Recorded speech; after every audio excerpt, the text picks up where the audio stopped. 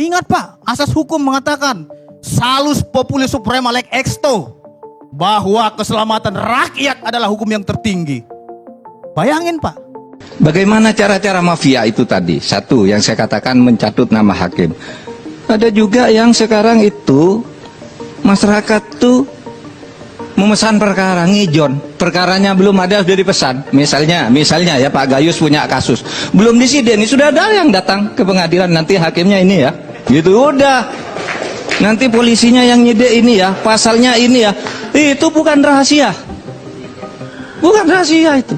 Ini model-model mafia seperti ini masih berjalan, Pak Karni.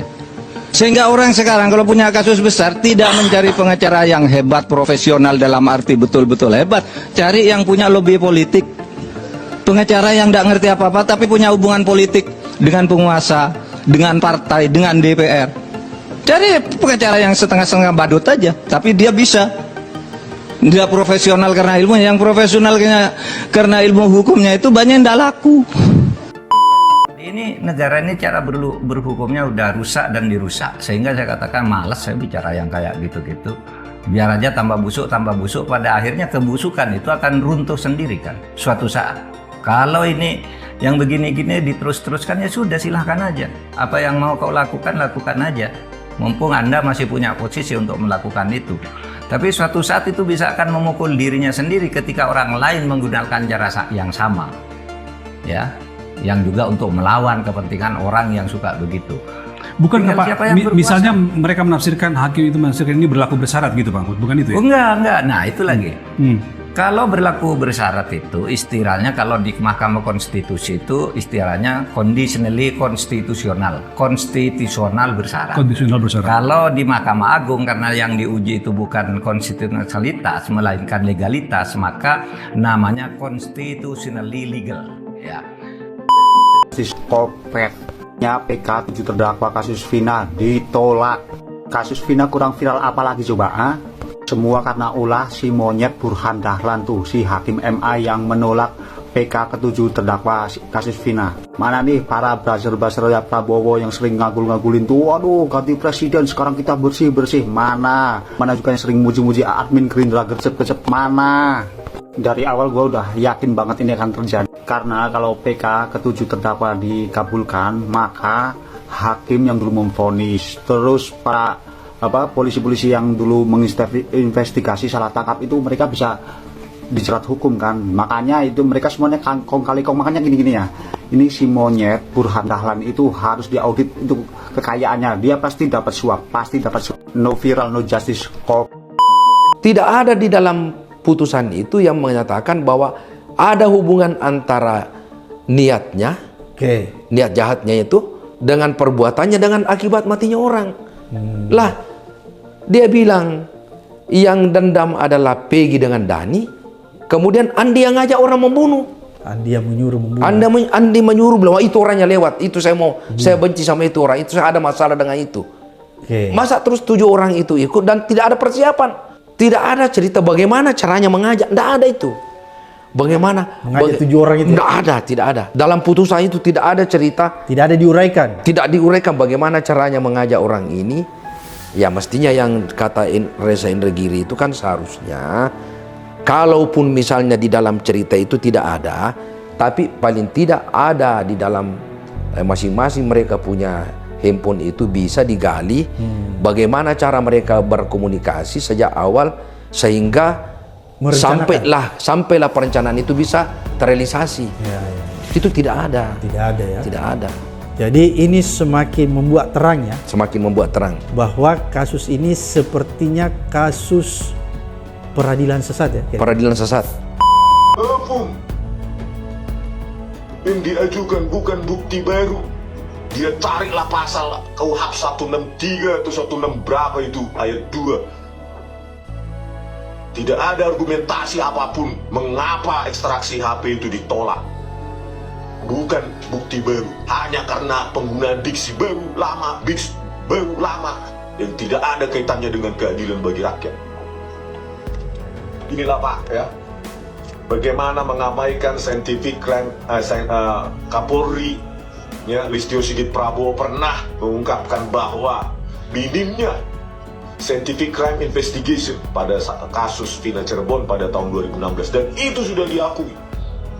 Ketika kita bahas lagi ekstraksi tersebut di persidangan disajikan, ya, supaya ada verifikasi ilmiah, perdebatan ilmiah di persidangan pada tahun 2024 yang lalu, justru itulah yang diabaikan oleh para hakim agung tersebut, yang katanya dokter hukum, magister hukum, tapi pertimbangannya ya cuma pasal-pasal yang dipakai untuk mengentengkan pekerjaannya, mengabaikan, menihilkan pentingnya digital evidence atau scientific evidence tersebut.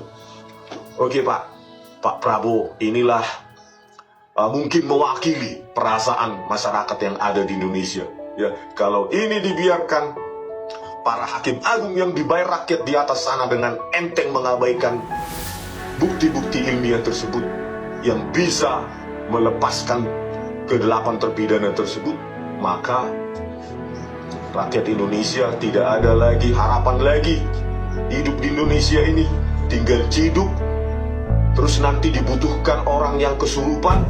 Ya, memang eksekutif dengan yudikatif terpisah. Yudikatif bebas, tidak boleh dicampuri. Tetapi tidak salah Pak Prabowo bersuara. Bersuara, tapi tidak mencampuri, ya. Saya harap supaya rakyat segera mendapatkan keadilan. Kenapa begitu? Karena kita belum begitu terlalu percaya dengan jajaran kehakiman kita. Jadi jangan berhenti bersuara. Masyarakat melalui media sosial, melalui saluran yang ada, dan juga kita berharap wakil kita di DPR, di khususnya Komisi 3. Komisi 3 jangan melempem, Anda itu wakil rakyat. Kalau menilai misalnya penegakan hukum tidak ada apa-apanya, ya bersuara. Kita lihat kemarin kasus Vina dan Eki, rakyat heboh sampai hampir 6 bulan gitu kan, tiap hari di TV. Kemudian tak ada tanggapan dari DPR, dengar pendapat juga nggak disinggung, itu melempem aja, padahal itu wakil rakyat, ya berhak kita protes kan. Presiden bahkan nggak ada tanggapan, jubir kepresidenan juga nggak nanggapi. Saya nggak tahu apakah karena itu menyangkut rakyat kecil, menyangkut nasib buruh bangunan, sehingga tidak ditanggapi. Padahal hak setiap warga negara untuk mendapatkan keadilan dan kebenaran itu sama. Mendapatkan perlindungan hukum itu sama. Entah dia menteri, entah dia itu pejabat tinggi, sama. Tapi kok diam-diam saja. Mudah-mudahan di bawah Presiden Prabowo, perhatian kepada rakyat kecil, khususnya dalam mendapatkan kebenaran dan keadilan ini lebih besar. Ya, semoga Pak Prabowo beda dengan yang lain. Betul-betul dia akan mengawasi penegakan hukum yang berkeadilan. Karena rakyat sudah terlalu lama menanti penegakan hukum yang berkeadilan. Berapa kali ganti pemerintah, gitu-gitu aja. Bahkan ada apa itu yang anekdot yang berlaku di masyarakat, ya. Itu mitonya untuk orang kecil. Tajam ke bawah, tumpul ke atas.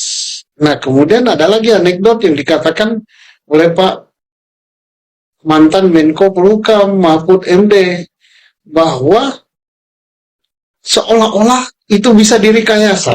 Kan pernah Mahfud mengatakan, apa sulitnya menghukum seseorang, kira-kira begitu intinya. Manakala penyidik, penuntut, hakim, tambah pengacara udah bersepakat, ya jadilah itu barang, katanya. Orang tidak bersalah pun bisa dihukum gitu. Nah, ini yang menyedihkan. Presiden hanya membuat guideline, penekanan, perintah. Hukum harus ditegakkan. Pendek itu kan. Nah, tergantung panglima-panglimanya. Siapa yang barisan terdepan? Kapolri dan jajaran. Kejaksaan Agung dan jajaran. KPK dan jajaran. Kemenkum, dulu Kemenkumham. Kalau sekarang dipisah, ya? Sekarang menjadi Kementerian Hukum, ya. Dan ada penjara lagi gitu. Ada hukum dan pemasyarakatan atau apa gitu namanya. Belum apa. Dan ada lagi Menko Kumham. Itu kan pasukannya. Tapi yang lebih penting lagi, yang tangan pertama itu adalah penyidik, yaitu Kapolri dan jajaran, Jaksa Agung dan jajaran, KPK dan jajaran. Karena dialah yang pertama nangkap, memeriksa, diawali dengan penyelidikan, dan dialah harus menegakkan hukum yang berkeadilan. Kita lihat, apakah masih lagu lama apa tidak? Kenapa? Kapolrinya masih Kapolri yang lama. Kita tahu prestasi Kapolri yang lama itu udah 3 tahun atau 4 tahun dia jabat. Kemudian kita tahu juga kejaksaan. Yang naik jadi Jaksa Agung sekarang adalah Pak ST Burhanuddin ya. Jaksa Agung yang lama sebelum yang sekarang. Nah, kita lihat prestasinya. Apakah akan seperti dulu atau lebih lagi? Mudah-mudahan lebih. Kita lihat KPK. KPK ini adalah KPK yang sekarang ada. Karena tidak mungkin presiden akan nangkap koruptor apa-apa, tidak. Kalau yang ini orang-orang yang melempem, ya melempem juga. Jadi sangat tergantung kepada barisannya terdepan. Presiden sudah begitu. Nah sekarang kita harapkan dari presiden apa? Presiden berani mengambil tindakan. Kalau dinilai prajurit terdepannya ini, Kapolri, Jaksa Agung, Menteri Hukum dan apa itu ya, ini melempem, Jaksa Agungnya lempem dan semua, ya copot dong. Itu hak prerogatif presiden kok. Terkait dengan kemarin katanya 7 terpidana bahkan Sekatata juga menolak gerasi. Nah kalau Rifaldi sendiri gimana? Rifaldi masih mau bertahan bahwa tidak ingin mengakui? Saya mengeluarkan kata-kata itu ke pengacara. Kata-kata apa mas? Ya lebih baik saya biarlah di sini gitu loh, daripada saya harus mengajukan gerasi untuk mengakui apa yang tidak saya lakukan. Walaupun itu berkonsekuensi pada tertundanya rencana pernikahan Mas Rifaldi dengan Mbak Yuli.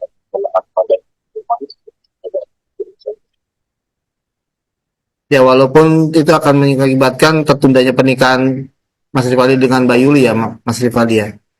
Ya, benar. Apa kata Mbak Yuli nih?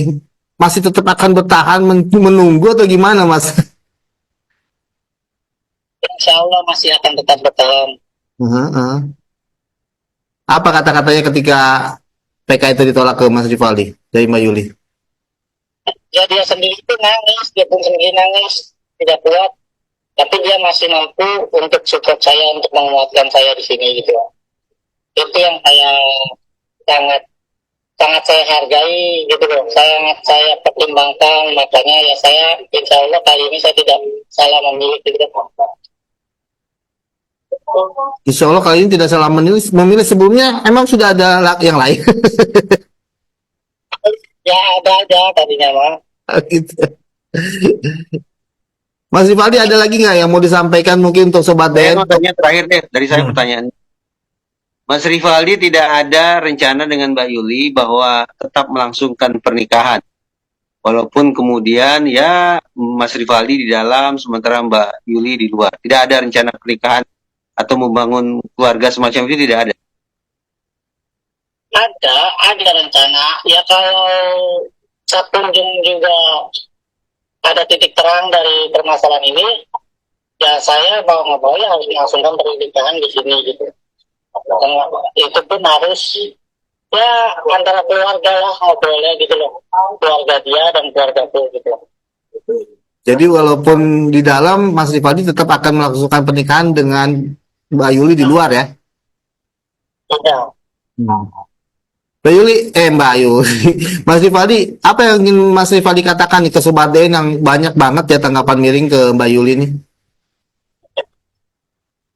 Saya mau klarifikasi juga sih karena melihat ya Yuli mengadu ini itu ya di situ saya ingin klarifikasi dan saya ingin bicara ya tolong hargailah keputusan saya, tolong hargailah pilihan saya. Ya ini yang saya dia yang saya pilih, dia yang saya nilai baiklah gitu loh. Jadi saya menghargai aja gitu loh, jangan ada yang menghujat atau apapun gitu. Ya ini beneran banyak banget nih Sobat DN yang kemudian komentar nih Mas. Boleh saya bacakan ya Mas Rifaldi ya? Kita mulai dari Caca dua-dua aja dulu nih. Semangat untuk 7 terpidana, semoga ada keajaiban dari Tuhan Yang Maha Kuasa, amin. kebenaran akan menemui ajalnya dari Iwan Setiawan. Kemudian dari Henny Damayanti, tetap dukung penuh untuk 7 terpidana mendapat kebebasan. Lia Puspita, semangat Rivaldi. Nah, hampir semua menyatakan semangat. Arkan, like. Diskursus, semoga segera dibebaskan Noah. Mas Rivaldi semangat, semoga pasti keluar. Tetap dukung penuh untuk 7 terpidana. Lia Puspita, Renaya Wati. Wah, Renaya Wati bilang bahwa cinta sejati, cinta tulus saling menerima antara Yuli dan Rivaldi. Ini nampaknya sekarang sudah mulai nih Mas, dukungan terhadap Mas Rivaldi dan Mbak Yuli nih, berbeda dengan awal ketemu nih. Awalnya berbicara di kita nih, mohon maaf, mungkin bisa disampaikan nanti ke Mbak Yuli, bagaimana komentar-komentar miring muncul ketika pertama kali Mbak Yuli ngomong di diskursus nih.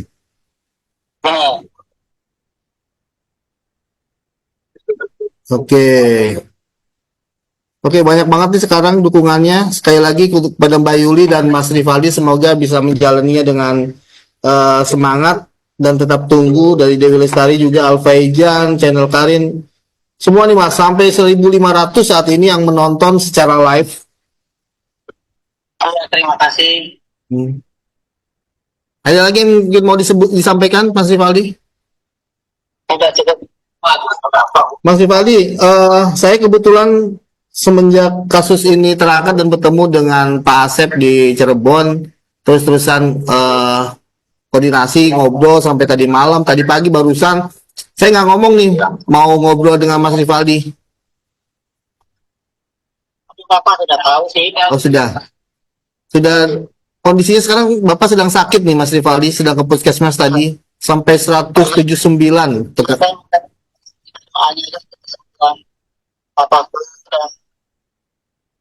Semoga kita lah gitu loh, karena kemarin sempat siap semua, sempat down semua gitu loh. Ya, kondisi Pak Asep Kusnadi, ayah dari Rivaldi, tadi sakit, tekanan darahnya mencapai 179, shock, depresi, bahkan nyaujibalai menjari, kami kita terus menguatkan ke Pak Asep, terutama kenapa kata kita yang di luar harus tetap kuat agar yang di dalam semakin kuat, begitu ya Pak Rivaldi ya. Tentunya tekanan di dalam lebih berat ya Mas Rivaldi. Bagaimana kondisi sekarang teman-teman 6 terpidana lain Mas Rivaldi?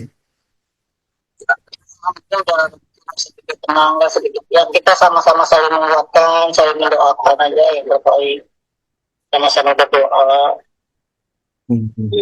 Oke. Mas Reza, masih ada yang mau disampaikan ke Mas Rivaldi? Cukup Mas Roa. Cukup ya. Semoga yang kebaikan yang ke depan. Semoga lebih baik ke depannya, kita menemukan jalan terbaik untuk semua terpidana, untuk keluarga juga kita doakan semoga sehat.